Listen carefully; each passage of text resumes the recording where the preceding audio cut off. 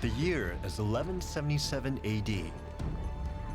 The powerful Khmer Empire has dominated the Southeast Asian mainland for centuries. A great and sophisticated civilization, they built the largest temple on earth, the resplendent Angkor Wat. And their capital is the largest city in the world.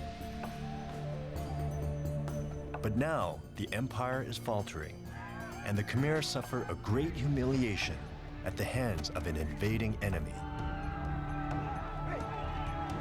Their only hope lies with an exiled prince. The future of a great empire rests with one man.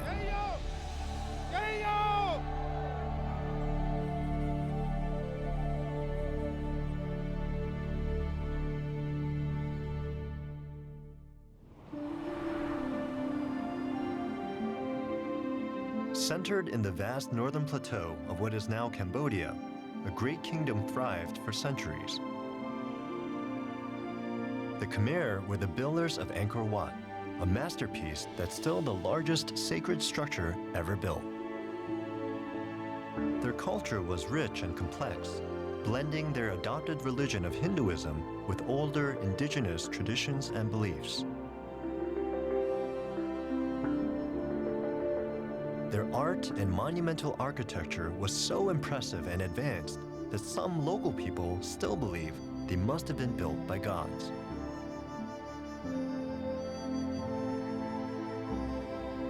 But it was the people of the Khmer Empire who built the great city of Angkor, and over 6 centuries filled it with nearly 1,200 splendid temples carved from stone. Eventually, this great civilization collapsed, and its capital city and grand temples were largely abandoned. Whatever invasions encroached here, the jungle's assault was the final one, swallowing much of the empire's former glory.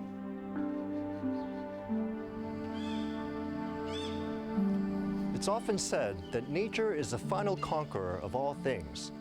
Centuries ago, this jungle conquered and concealed a monumental human achievement, the ancient city of Angkor. Hi, I'm Yul Kwan. Cambodians had long whispered of a fabulous lost city in the jungle, and in 1860, the French botanist Henri Mouot discovered that it was real. And only now, 150 years later, are we starting to fully appreciate its secrets. Thanks to decades of painstaking research and restoration, we can travel back in time, recreate the splendor of ancient Angkor, and begin to understand how its creators lived.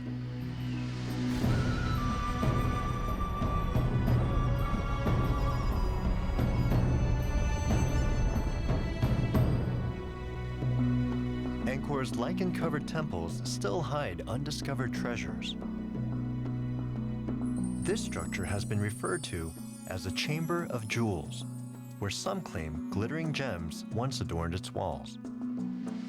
In the first half of the 12th century, the Khmer constructed Angkor Wat, the most massive temple on earth.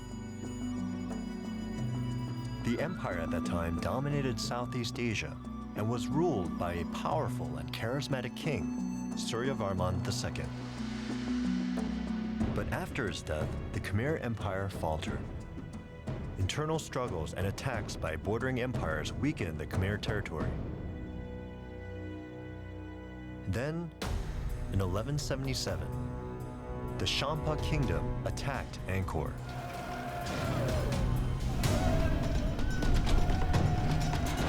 The Cham people ruled what is now Central and South Vietnam. Their surprise raid on the sacred city was a devastating event. A Khmer inscription tells a story. Full of proud confidence, the Cham king invaded our country, a paradise on earth. The invading king ravaged the city of Angkor and advanced on the Khmer royal palace itself.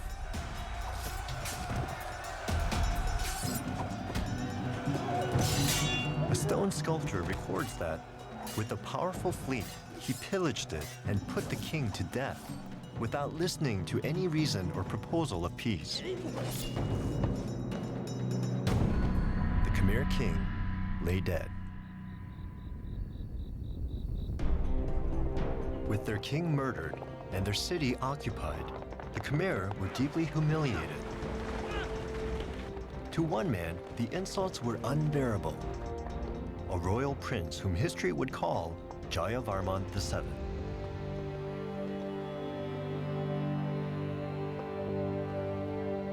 In Cambodian culture, Jayavarman VII is both a hero and a mystery, with many details of his life remaining unknown.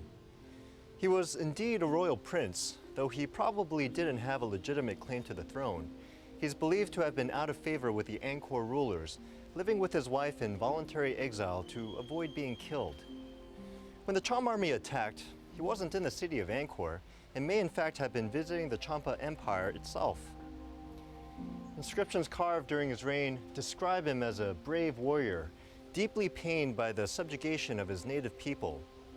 One account describes the brutal treatment of the Khmer at the hands of the Cham army. During the 8th moon, the king of Champa exacted from the Khmers thousands of human gallbladders.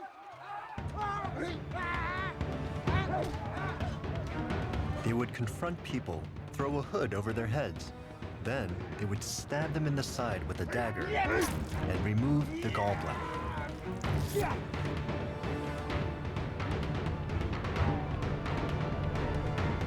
This barbaric practice came from an ancient belief that the gallbladder contains a person's courage, and that by consuming the gall of one's enemies, a warrior would grow more brave and powerful. When Jayavarman VII heard of the brutal treatment of his people, he returned home to see for himself.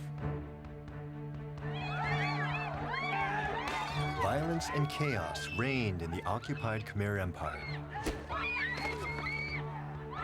Jayavarman VII was already more than 40 years old when he learned the Khmer king had been killed.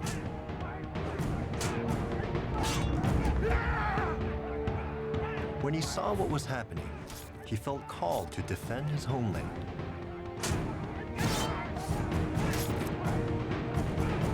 The Khmer needed a hero and a galvanizing leader.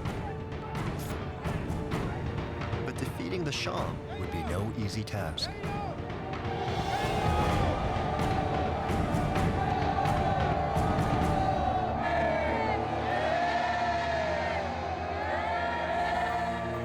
Jayavarman VII was born in Kampong Swai, more than 60 miles to the east of Angkor.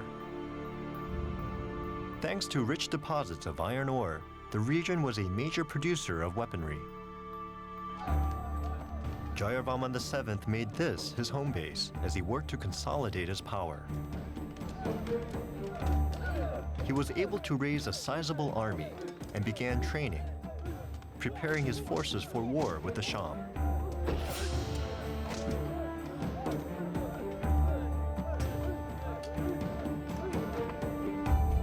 The Cham had invaded by water, bringing their fleet to the Mekong River, reaching Angkor from the giant lake Tonle Sap.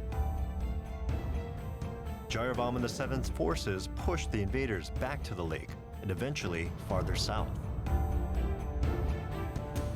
Then, in 1178, the Khmer hero and the Cham king clashed in a fierce battle. The Battle of Tonle Sap is perhaps the most famous in the history of ancient Cambodia.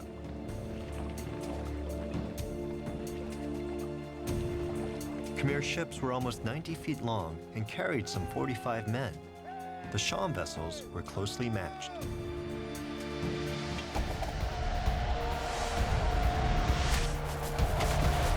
The warriors fought with bows, arrows, and spears. The battle was long and bloody, and the forces fought hand to hand.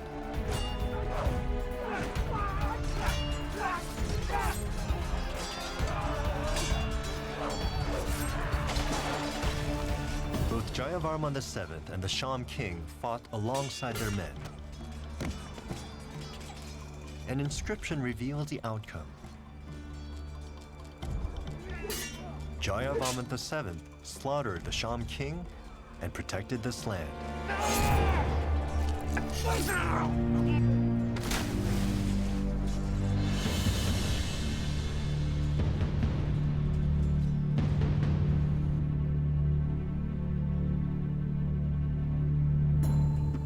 Angkor Temple of Bayon, built later by Jayavarman VII, there's a vivid depiction of the day's fighting. The relief shows Sham soldiers shot by arrows, floating in the water, and torn to pieces by crocodiles.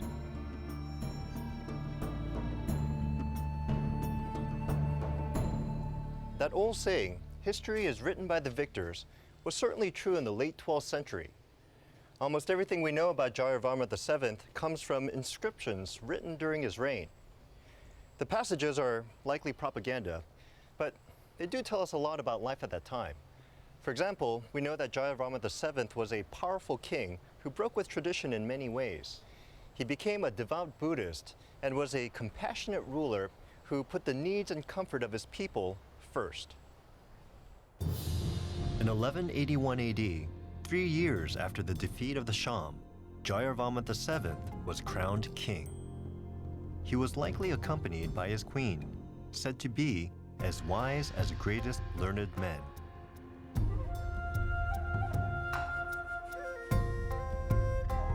When Jayavarman VII took the crown, his subjects swore an oath of loyalty to him.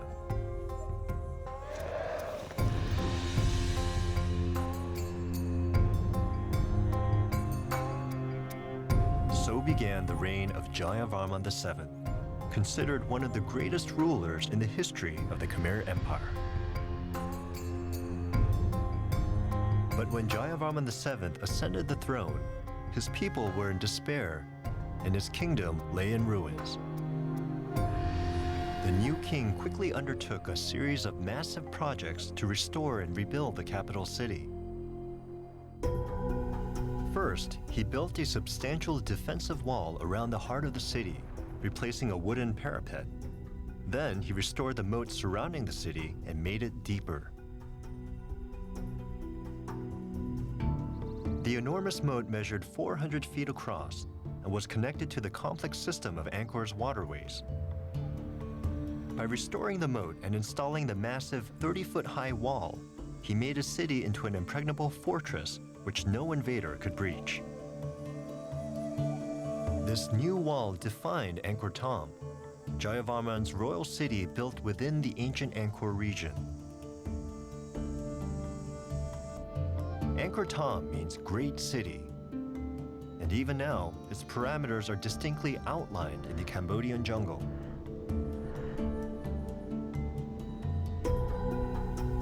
The walls enclose the city 4 miles square, enormous by 12th century standards, and roughly 4 times the size of Paris at that time. To enter the city, then as now, visitors had to cross a wide bridge. Called the Naga, or Serpent Bridge, the South Gate Causeway is guarded on the left side by 54 evil spirits holding onto a giant snake. On the right side, 54 devas, or benevolent gods, do the same. This Serpent Bridge is an echo of the famous Hindu legend of the churning of the Sea of Milk. At the end of the bridge is a 75-foot-high tower called a Gopura. This traditional gate signifies the entrance to a holy city.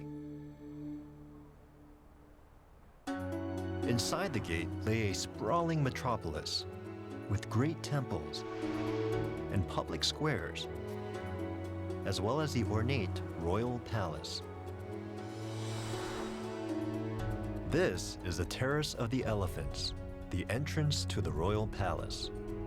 Though only the foundation remains, the impressive stone terrace once served as the royal reviewing stand for public ceremonies.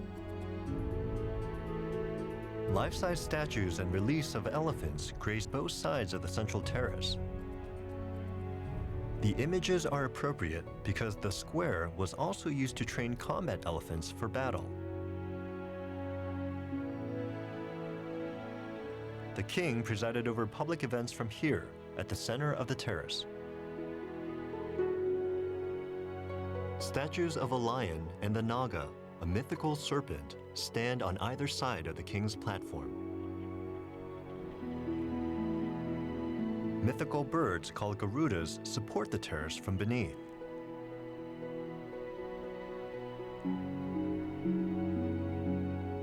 On the north side of the terrace is a carving associated with a well-known legend. Called the Terrace of the Leper King, some believe it depicts a king who beheaded a subject for refusing to kneel before him. Infected by his subject's blood, the legendary king became a leper himself. On the other side of the square stand 12 stone towers called Prusat sur Prat. This area may have been used as a court for judging those accused of wrongdoing.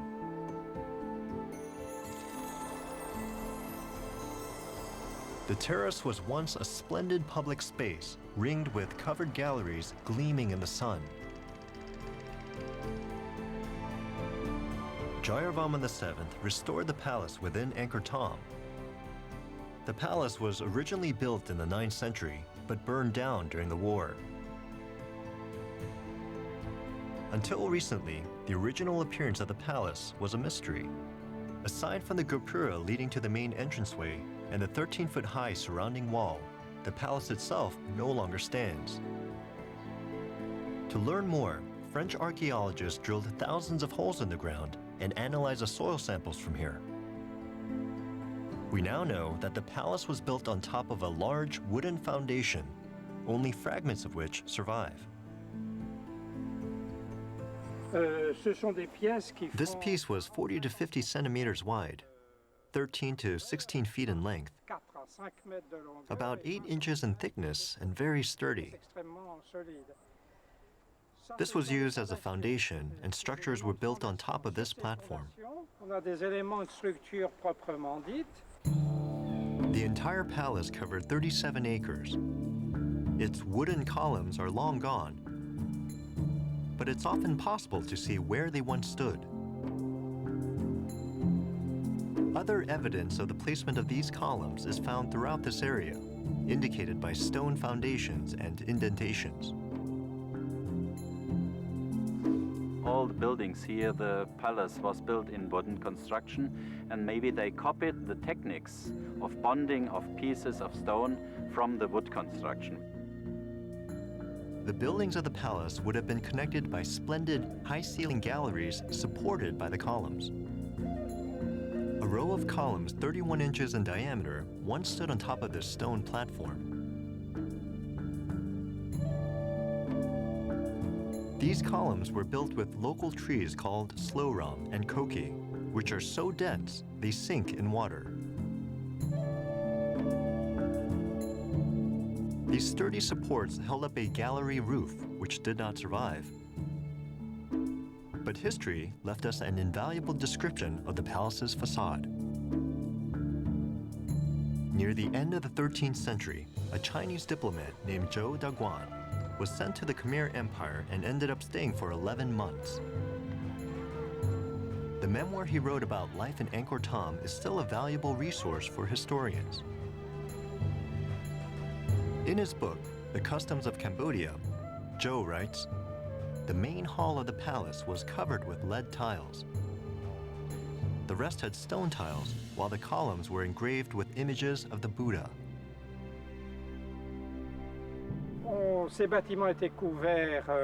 This building had a two-layered roof, which was covered in shingles.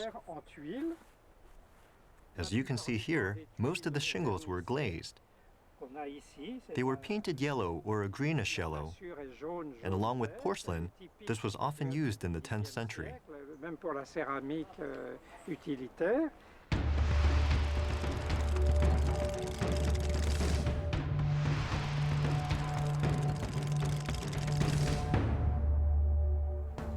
Zhou Daguan's account reveals that the inside rooms of the palace were so heavily guarded he could not set foot in them.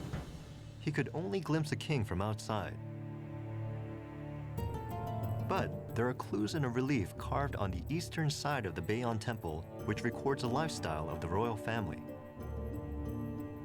Splendid beams ornamented with flames decorate the eaves and the shingled roof, and the pattern is likely repeated inside the palace.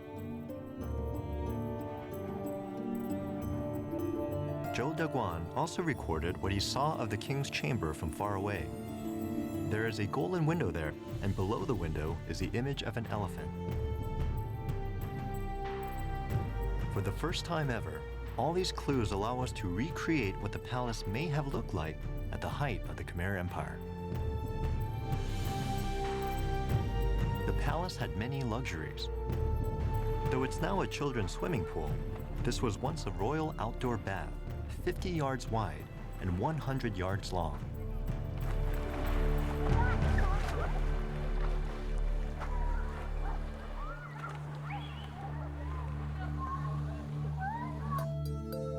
Wooden galleries surrounded the bath on all sides and connected it to the other buildings. And Zhou Deguan mentioned what he saw here. There are 3,005 concubines and ladies-in-waiting living inside the palace. They bathe completely nude. And unlike most other people here, their skin is as pale as white jade.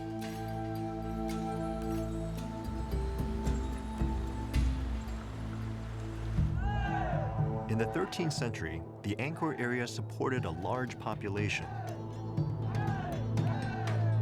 Zhou Deguan writes that the people spent their leisure time watching cockfights and other entertainments.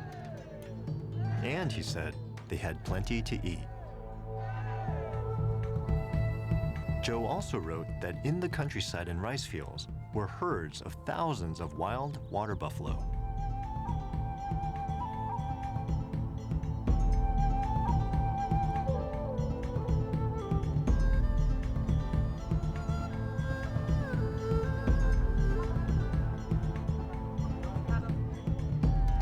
Zhou retold an interesting old legend about a mystical snake called a naga, which figures heavily in Khmer mythology.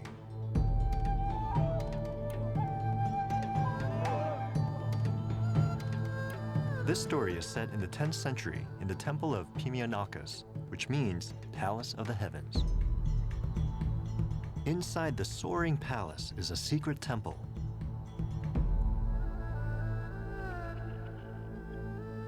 There are many wonderful places within the palace, Zhou wrote. And at nighttime, the king would always visit the tower.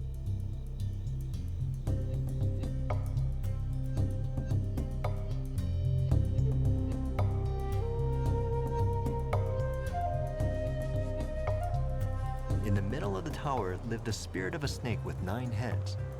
And every night, this snake would turn into a beautiful woman. The king would bed this woman each night. And during this time, even the queen was forbidden to enter. And if the king neglected to visit this woman, even for a single night, a calamity would befall the kingdom without question.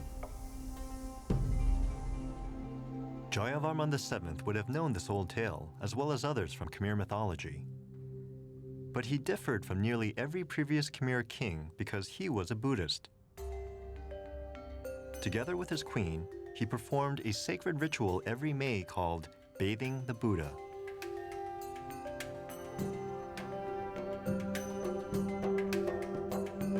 Jayavarman VII very much admired an earlier Khmer king, Suryavarman II, who ruled 80 years previously. This was the revered Khmer ruler who ushered in a golden age and built the great temple, Angkor Wat. Suryavarman II began work on the enormous temple after he took the throne in 1113.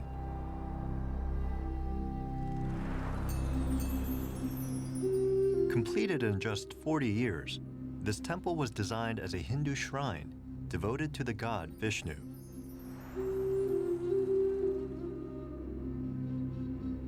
Inside, the central sanctuary featured a great gold statue of Vishnu.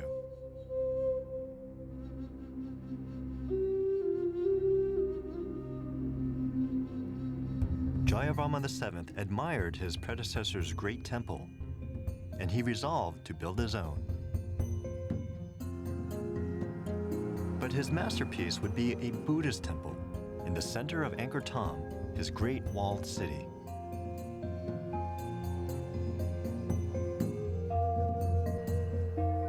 Jayavarman VII's masterpiece is the Bayon, which still stands today.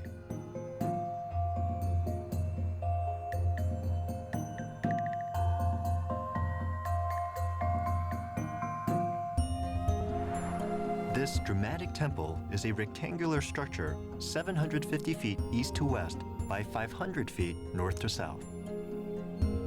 No fewer than 52 towers rise to the sky, including the 140-foot-high central tower.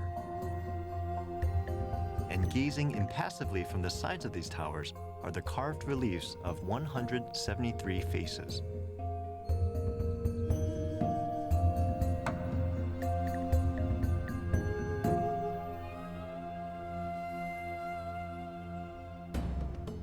The outer galleries of the Bayon are carved with more than 2,000 feet of reliefs, revealing rich details of everyday life at the time.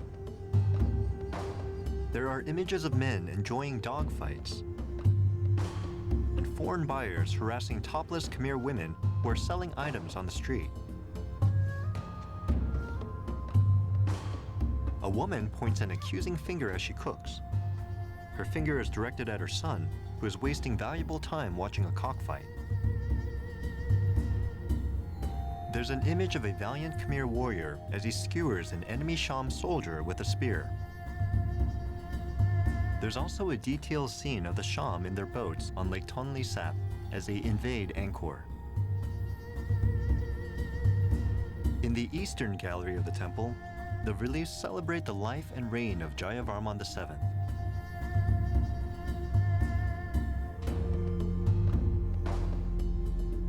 There's a scene in which commanders mounted on elephants march toward the enemy at the king's orders. The Chinese soldiers with spears who follow the elephants on foot are believed to be mercenaries. In the reliefs of the Bayon, as well as the structure's mountainous shape, there are echoes of earlier Khmer temples. But the Bayon was built as a Buddhist shrine, not a Hindu temple. At its very center, Jayavarman VII placed a statue of Buddha. Though this sculpture is from a later period, the original statue was removed after Jayavarman's death, when the empire reverted to Hinduism for a time. The original was later discovered by a French excavation team and is now displayed on the palace square.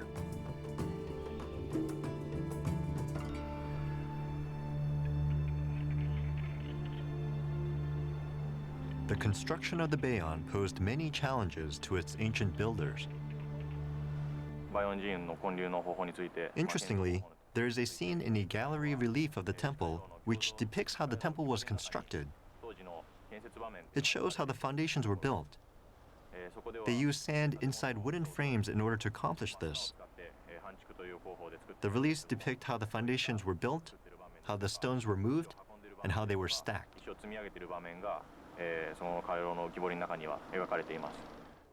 Workers had to compact the soil in order to prepare the swampy building site. Then some 420,000 stone blocks were needed for the temple's construction. The stones came from a quarry at Phnom Kulen, 25 miles from the construction site. Using bamboo rafts, the stones were floated down the river toward Angkor Thom. From the size of the Buddha statue, we can tell that it was carved from a single block of sandstone. We think they built the central tower where the statue was enshrined first, and then the stone structures were built around that. Starting with the Buddha statue, construction progressed from the center outward, with the central tower going up first. Eventually, more towers were erected, and finally, the tower took its current form when the outer galleries and walls were built.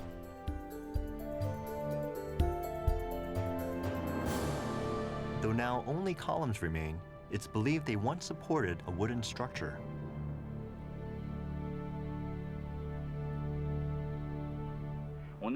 Inside Bayon, there was a wooden structure built on top of a stone framework.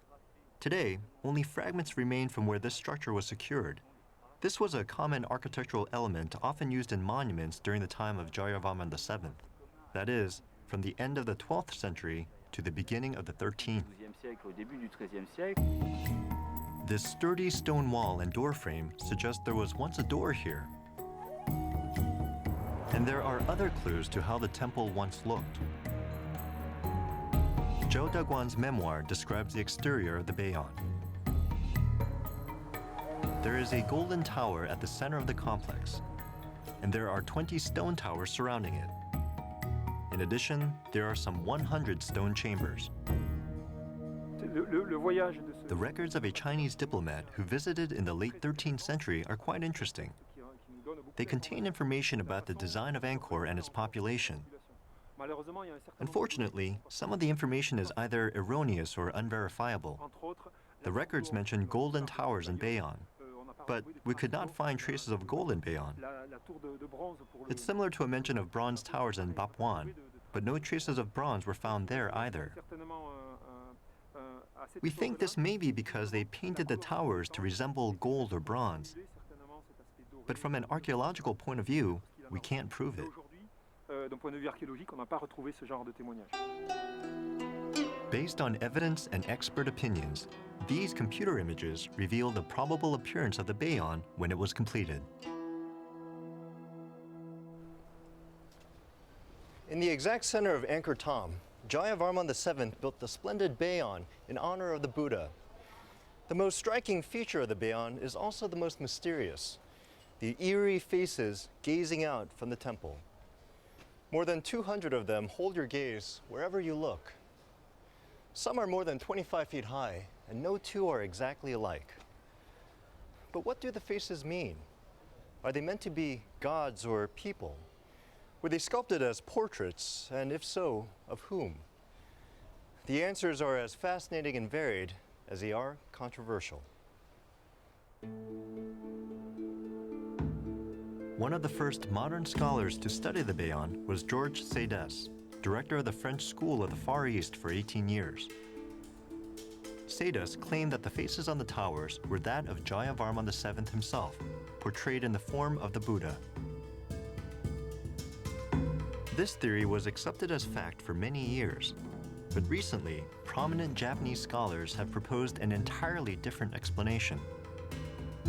They claim the round faces with almond-shaped eyes are in fact devas, benevolent Hindu gods, while faces with angular features and protruding eyes are asuras, evil Hindu deities. These scholars believe the faces were recarved after the time of Jayavarman VII, when the empire reverted back to Hinduism. And in fact, many Buddhist artworks were defaced or destroyed during this era. Buddhist statues were removed from temples, and Hindu statues were often erected in their place. If the Bayon faces portray the king as the Buddha, they too may have been destroyed. For the past century, Bayon has been studied and restored by a host of scholars. But there are still some 60,000 stone blocks which have not yet found their former places. So why is Bayon in much worse condition than Angkor Wat, which was constructed just 80 years earlier? A team of Japanese scholars who have been restoring the temple for 16 years believe it has to do with the stone itself. According to recent research, the ancient builders used stones from several different quarries to build the temples in Angkor, digging new quarries as older ones became depleted or hard to work.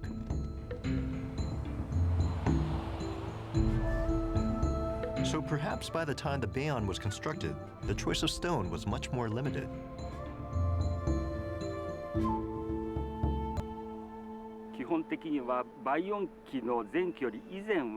The temples that were built before the Bayon era were built with high-quality gray sandstone. But after the late Bayon era, high-quality sandstone disappeared, and they began using sandstone with yellowish brown and red mixed in it. Bayon Temple was built during the late Bayon era, and the sandstone used in it lacks in quality compared to temples that were built a generation before, such as Angkor Wat.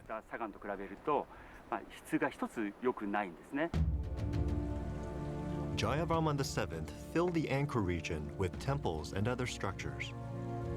He also devoted considerable resources to expanding the city's water system.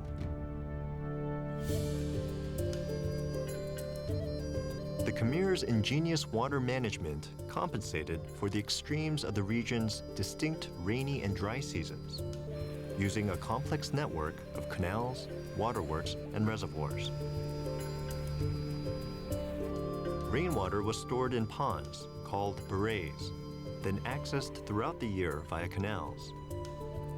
Although Angkor Thom was located far inland, it was a city on the water. You could travel by boat through the canals to Tonle Sap Lake and then sail the river all the way to the ocean.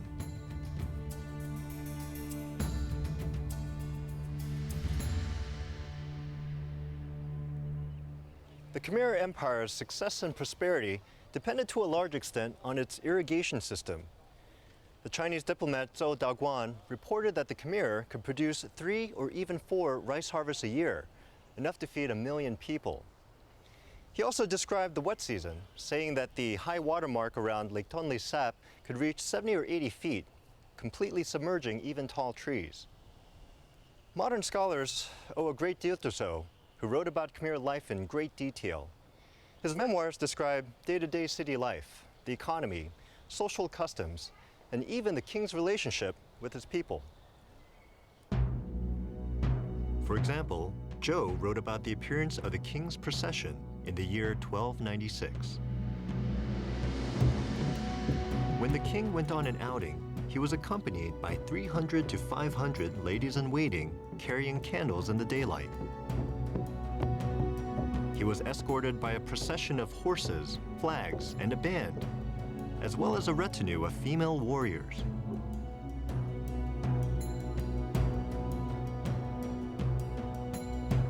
The king, his queen, and his concubines rode palanquins, coaches, horses, and elephants, and they were sheltered from the sun by 100 parasols decorated with gold.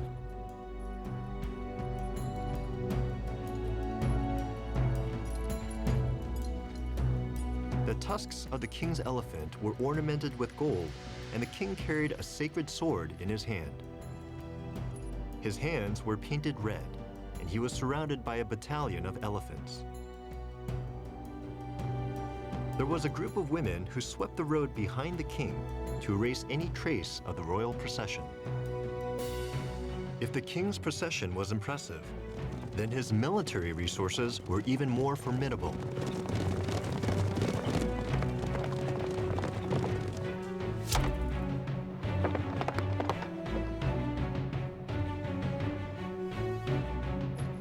The army included a division of 20,000 elephants, plus infantry, cavalry, and a division of archers who could shower the enemy with arrows. Each platoon consisted of 30 infantrymen armed with swords, hand weapons, and shields. Every platoon also had 5 horses and 1 well-trained elephant.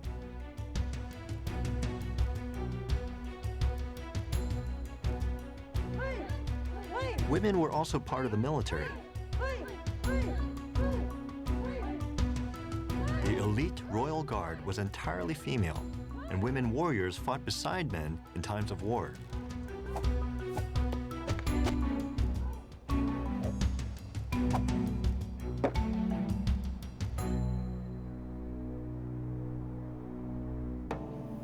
At the start of the 13th century, Angkor Thom and its surrounding area was the greatest city of its time. Jayavarman VII had successfully revitalized the Khmer Empire, in part through his impressive building projects. Besides his temples, he expanded the system of highways, connecting his capital city to many other provinces. He also built 121 inns as well as 102 hospitals. Before Jayavarman VII came to power, the region was embroiled in turmoil and strife. Neighboring kingdoms saw Khmer disorder as an opportunity to expand. Once he came to power, Jayavarman strengthened his empire and expanded its reach through a series of military campaigns. Inscriptions describe his conquest of a neighboring territory, His army included a cavalry of Chinese horses, a division of elephants, female soldiers, and a full infantry.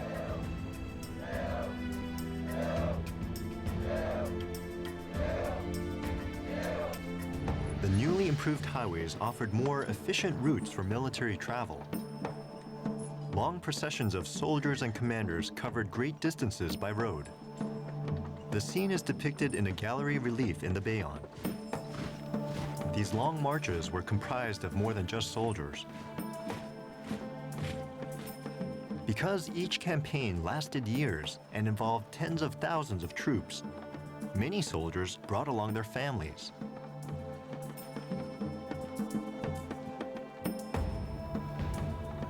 It wasn't only a military mobilization, but a mass migration. Jayavarman VII's military conquests changed the history of both the Khmer Empire and all of Southeast Asia. There are few records from late in the king's reign, but histories record that he was a fierce opponent on the battlefield. One account states, Jayavarman VII swore an oath to take revenge against his enemies. He bore their impudence for 18 years and finally saw his plans to fruition. The Khmer often overwhelmed their enemies with a swift cavalry and a large infantry. Charging elephants no doubt struck fear in the hearts of the enemy. Much of the fighting was close hand-to-hand combat, using a sickle-like weapon called a pakak.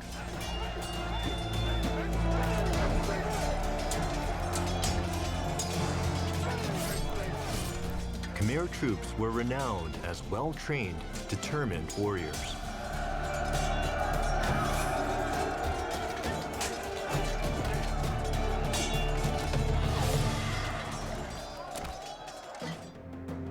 Eventually, the Khmer Empire stretched from what is now Laos and much of Thailand in the north, to the Malay Peninsula in the south, Burma in the west, to central Vietnam in the east, almost all of mainland Southeast Asia. Jayavarman VII's rule strengthened and expanded the Khmer Empire. And to this day, Cambodians revere him as one of their greatest rulers.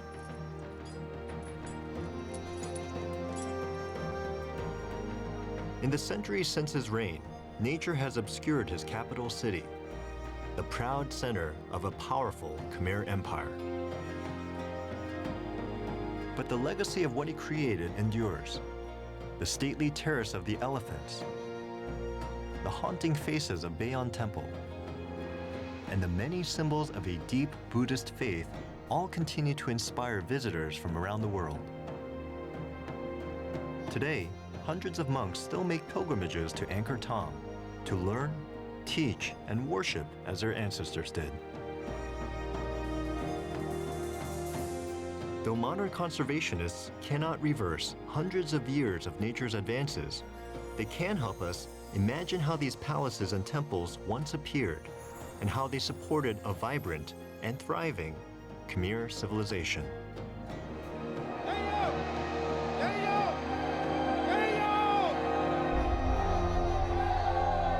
Jayavarman VII was one of the greatest conquerors in Khmer history. He came to power when he was nearly 50 and ruled for at least 3 decades. During his reign, he dramatically strengthened and expanded his empire. But he's also known in modern Cambodia for another reason. As the first important Buddhist king, he changed the relationship between ruler and ruled. Now, like previous Hindu rulers, Jayavarman VII was still considered a god king, but he also reportedly cared deeply about his people and strived to relieve their suffering. It was definitely a change in style from earlier Khmer rule, and 800 years later, his influence on history can still be felt. Today, Buddhists, Hindus, Cambodians, and hundreds of thousands of people worldwide flock from the farthest corners of the globe to experience the splendor of Angkor.